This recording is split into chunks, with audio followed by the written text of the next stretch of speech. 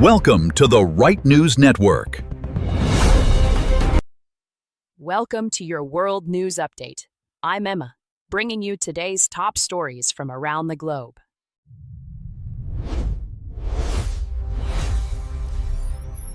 We're following a developing story out of the Middle East tonight, where Iran is reporting significant casualties among its seafaring workers. The Iranian Merchant Mariner Syndicate claims more than 40 sailors have been killed in U.S. and Israeli strikes targeting Iran's ports and commercial fleet. Our Middle East correspondent Layla Nazari has this. Layla? Well, Emma, this is a major escalation in what's already a very tense situation.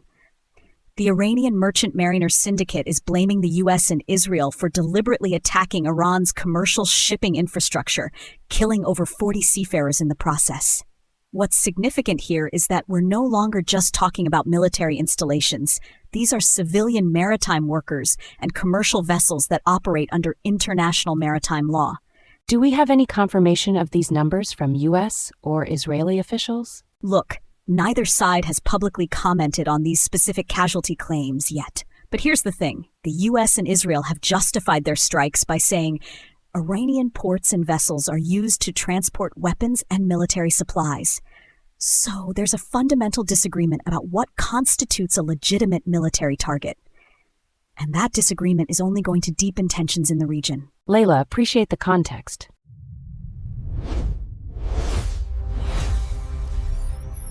Remaining with world affairs, the Middle East crisis is now threatening the global food supply through an unexpected channel: fertilizer. Layla is still with us. Layla, what's the latest from Yara on how serious this really is? Well, Emma, the CEO is sounding the alarm pretty loudly here. He's saying that if Iran's conflict disrupts fertilizer supplies, we're looking at a cascading effect where the poorest countries in Africa literally can't compete for what's left on the market. It's not just about shortage, it's about affordability. These nations don't have the budgets to bid against wealthier countries. So this becomes a crisis that hits the poorest hardest? Exactly right. Look, we're talking about potential food shortages in some of Africa's most vulnerable communities. And here's the thing. It doesn't take much disruption in the Middle East to shake fertilizer markets because supply's already tight. One conflict triggering supply chain issues could mean less fertilizer available, higher prices, lower crop yields. It's a domino effect that plays out in fields thousands of miles away. Layla, appreciate it.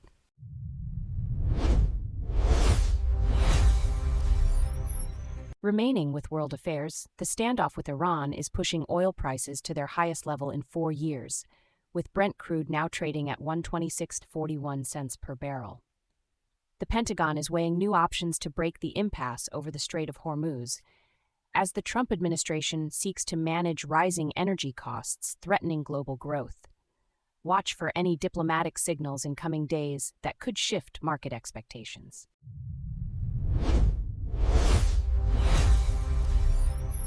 Also on the world front, the closure of the Strait of Hormuz is creating a perfect storm of economic and humanitarian crisis.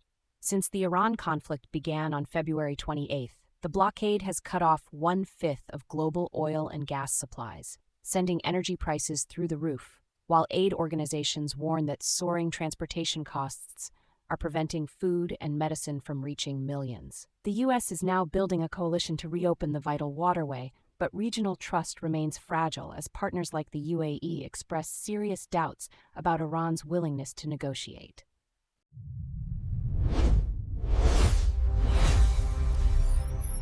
In world affairs, the U.S. Justice Department has just indicted a sitting Mexican governor on drug trafficking charges, marking one of the most serious allegations against high-level officials in years. Our Washington correspondent Marcus Webb has more. Marcus? Well, Emma, this is a big deal. The Justice Department charged Sinaloa Governor Ruben Rocha Moya and 9 other Mexican officials, alleging they partnered directly with the Sinaloa cartel to move massive quantities of drugs into the United States. What's striking here is that some of these defendants are members of Mexico's ruling Morena party, which puts the Mexican government in a really difficult political position. How does this change the dynamic between Washington and Mexico City on drug enforcement? Look, this is going to strain things significantly. Mexico's administration has taken a different approach to cartels than previous governments, and now they're facing indictments of sitting officials. The U.S. is clearly signaling it won't tolerate corruption at that level, regardless of politics. Extradition requests are almost certainly coming, and how Mexico responds will define whether they can credibly claim they're serious about fighting this problem. Marcus, appreciate it.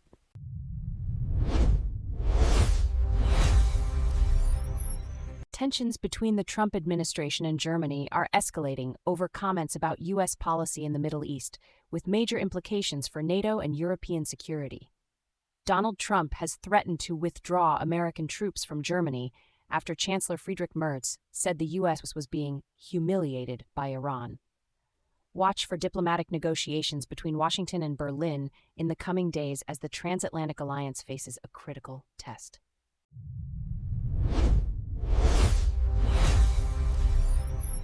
Two major security threats are commanding attention on opposite ends of the spectrum tonight. While the UK raises its guard against terrorism, the tech world is racing to contain what's being called the most severe Linux vulnerability in years. Our technology correspondent Alex Park has more. Alex? Well, Emma, thanks. So this copy-fail vulnerability is really significant because it's not just affecting one system or one company. It's threatening the backbone of how a lot of modern infrastructure actually runs.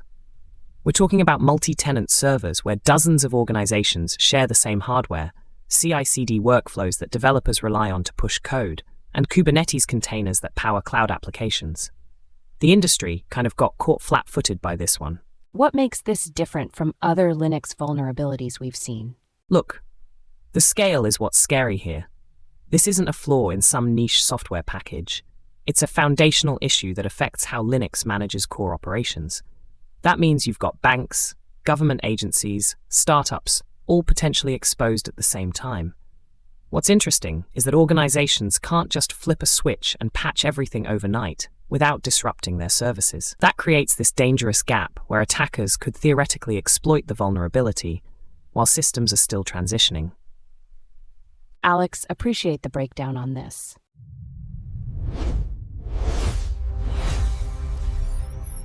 In healthcare policy news, Nebraska is now testing a major change to Medicaid that could affect millions of Americans. Starting today, people on Medicaid in the state have to prove they're working to keep their coverage.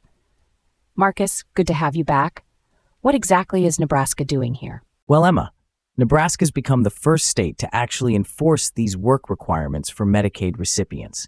What that means is starting May 1st, working-age adults on Medicaid have to show they're employed or they'll lose their health insurance. Now, here's the thing.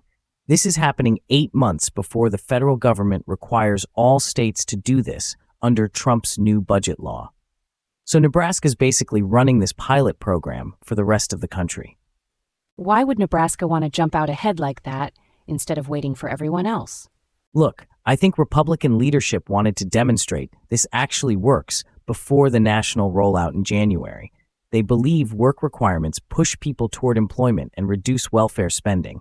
But honestly, there's real concern from healthcare groups that this could leave vulnerable people without coverage, people who are disabled, rural workers, without job access, caregivers. It's going to be fascinating to see what actually happens to enrollment numbers in Nebraska over the next few months. Marcus, appreciate the context on this.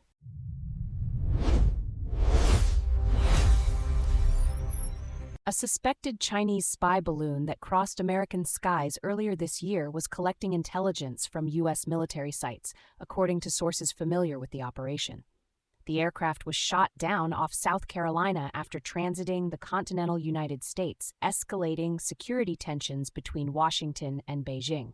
Now, those tensions are rising further this week as Taiwan's president prepares to meet with U.S. House Speaker Kevin McCarthy in California, a visit China has already warned it will fight back against.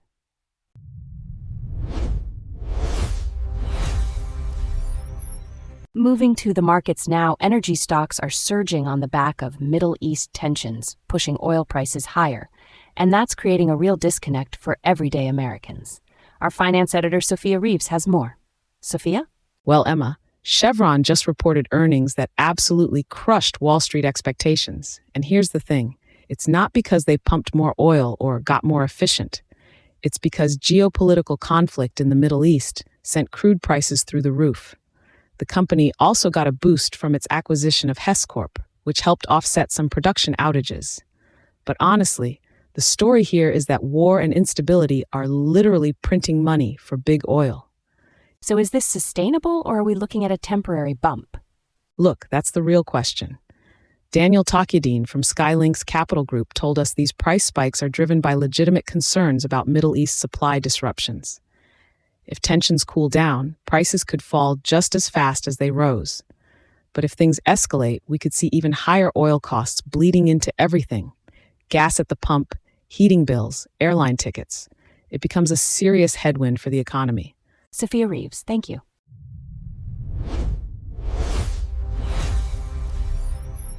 Now, our in-depth analysis of the day. The story dominating the headlines, examined from every angle.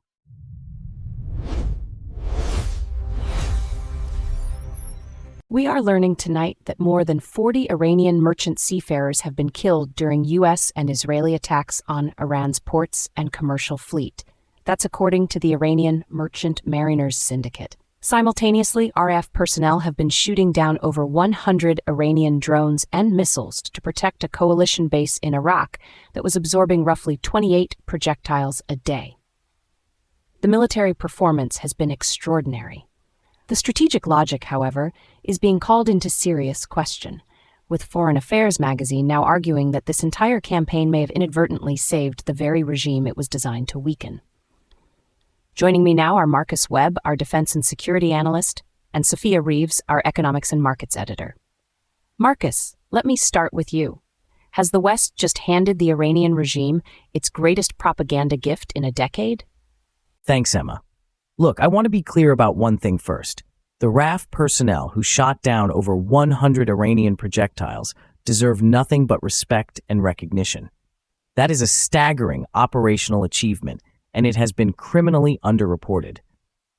But here's the hard truth that no one in Washington wants to say out loud. Military excellence and strategic coherence are two completely different things, and right now we have plenty of the first and almost none of the second. Douglas Murray has been making this point for years. The West is congenitally incapable of defining what victory over Iran actually looks like. Is it regime change, nuclear rollback, simply degrading capability? Because when you kill 40 civilian merchant sailors without a publicly articulated end state, you are not projecting power, you are projecting confusion. And confused powers hand their enemies propaganda victories. The mullahs were facing a restless, economically brutalized domestic population before this started. Now they have dead sailors to point to on state television. We may have done more for Iranian regime stability in the last few weeks than the IRGC's own PR apparatus has managed in a decade. But Marcus, isn't that the argument that gets used to justify never acting at all?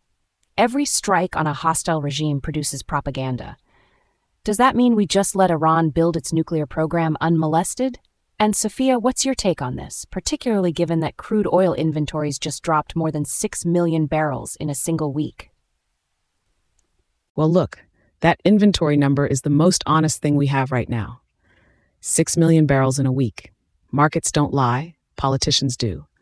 What that data point tells you is that the energy markets are pricing in sustained, serious disruption in the Persian Gulf corridor. And that has consequences that go way beyond the immediate military theater. Here's what I think Marcus is missing.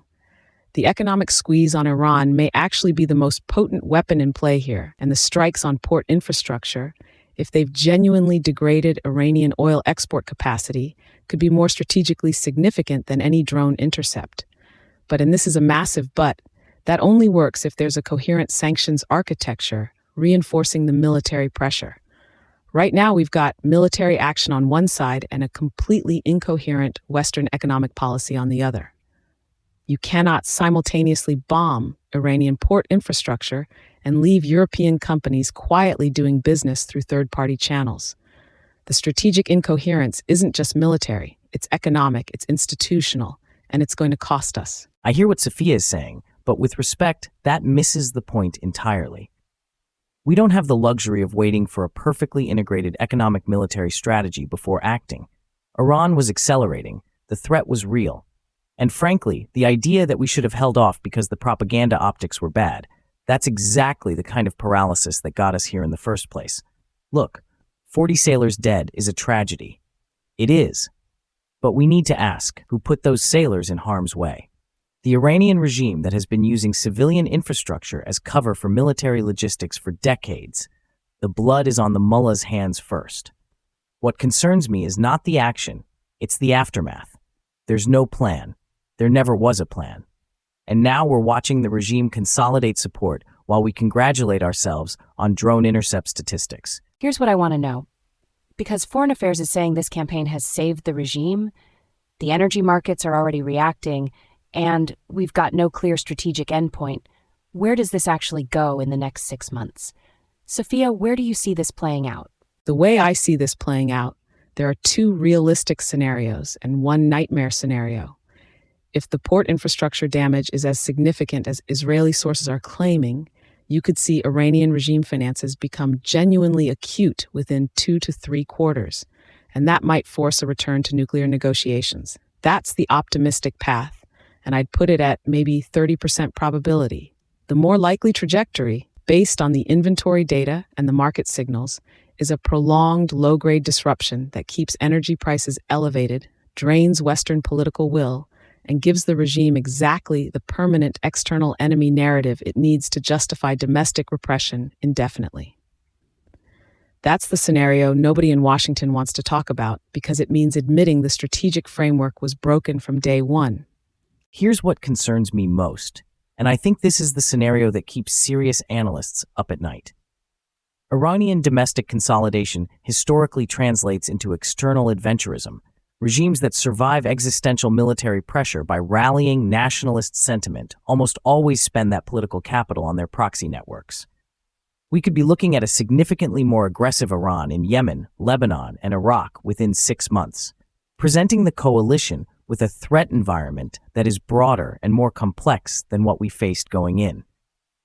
The RF and coalition forces have proven they can shoot down 100 projectiles.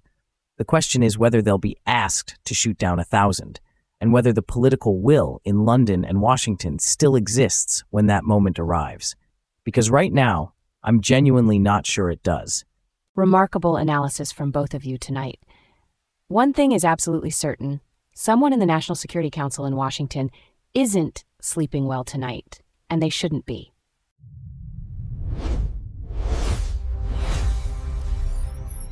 The world's largest fertilizer company is warning that the Iran conflict could put billions of meals at risk, triggering food shortages and price spikes that would hit Africa's poorest communities hardest, while U.S. Central Command is reportedly pushing for the first-ever deployment of hypersonic Dark Eagle missiles to the region as the conflict intensifies.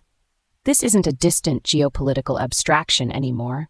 This is food on tables, inflation in supermarkets, and a military escalation that could reshape the entire Middle East. Joining me now are Sophia Reeves, our economics and markets editor, and James Chen, our geopolitical analyst. Sophia, let me start with you. Is Yara's CEO crying wolf, or are we genuinely staring down a global food catastrophe? Thanks, Emma. And no, Svein Tore Holsether is absolutely not crying wolf. This man runs the largest fertilizer company on the planet. His entire business model depends on getting these supply projections right.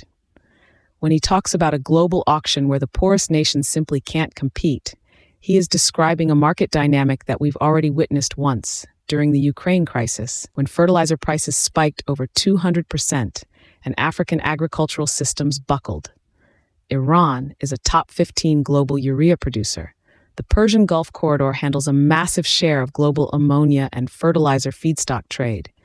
Any sustained disruption to Hormuz shipping doesn't just hurt oil prices, it cripples the nitrogen fertilizer supply chain that feeds literally billions of people.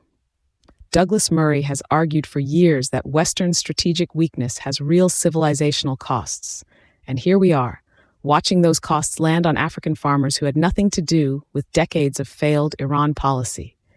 And the uncomfortable truth is, This crisis was made possible by years of appeasement that treated Tehran as a negotiating partner rather than the destabilizing force it actually is.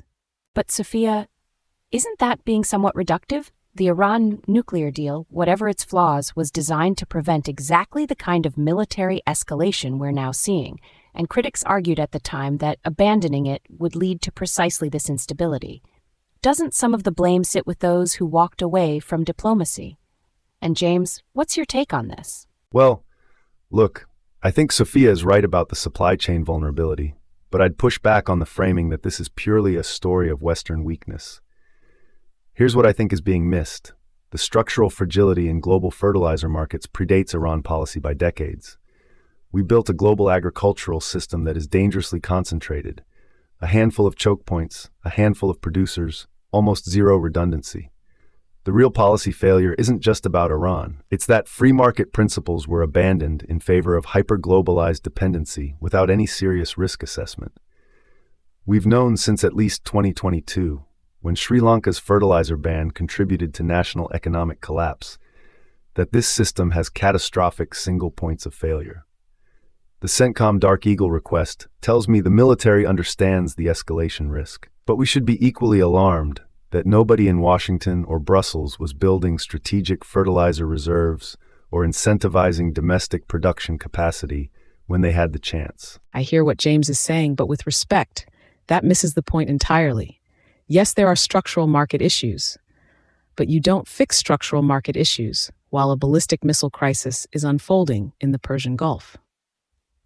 The reason we're talking about Dark Eagle hypersonic missiles is that Iran moved its launchers beyond existing U.S. strike range. That's not a supply chain problem. That's an adversary that has been allowed to develop capabilities unchecked. Ben Shapiro has made this point repeatedly, and it's correct. You cannot separate the food security crisis from the strategic failure. Appeasement doesn't produce stability. It produces this. It produces a situation where CENTCOM needs its most advanced hypersonic asset just to stay in the game. That's not a market failure. That's the price of a decade of pretending Tehran would moderate if we were just nice enough to them. Here's what I want to know, because this affects real people right now. If this conflict continues at its current intensity through the planting season, are we looking at actual famine conditions in parts of Africa? And what does that then trigger geopolitically? James, where do you see this playing out? The way I see this playing out, and the data supports this, is that we're heading into a critical 6 to 8 week window. The Northern Hemisphere planting season is already underway. If fertilizer supply disruptions persist through that window, the yield impact becomes locked in for 2026 harvests. We saw in 2022 that food price shocks of this magnitude generate refugee pressure, political destabilization, and the conditions for extremist recruitment in the Sahel and East Africa. The trajectory suggests we could see a compounding crisis, food insecurity feeding political instability, which then becomes a security problem that lands back on Western governments' desks in the form of migration pressure and conflict escalation. And with the Bank of England already warning UK inflation could hit 6%, the Western economic buffer for absorbing a global food shock is thinner than it looks. Here's what concerns me most, and I think this is the scenario nobody in the mainstream media wants to discuss. If the U.S. deploys Dark Eagle and the conflict escalates toward direct strikes on Iranian ballistic missile infrastructure, we are potentially talking about Hormuz as an active contested waterway. 20% of global oil transits that strait. The fertilizer feedstock that goes through there doesn't get replaced by emergency UN funds. If that strait is effectively closed for even a matter of weeks, we're not talking about food price inflation. We're talking about a supply shock that makes 2022 look like a warm-up. The real risk here is that the window between Iranian regime pressure and Iranian regime collapse is where the most dangerous, most desperate decisions get made. And I genuinely don't know if the current policy architecture in Washington is thinking 3 moves ahead on that. Sophia Reeves, James Chen, extraordinary analysis on an extraordinary story. One thing's certain, somewhere between the fertilizer terminals of the Persian Gulf and the farm fields of sub-Saharan Africa, the bill for 30 years of failed Middle East policy is finally coming due.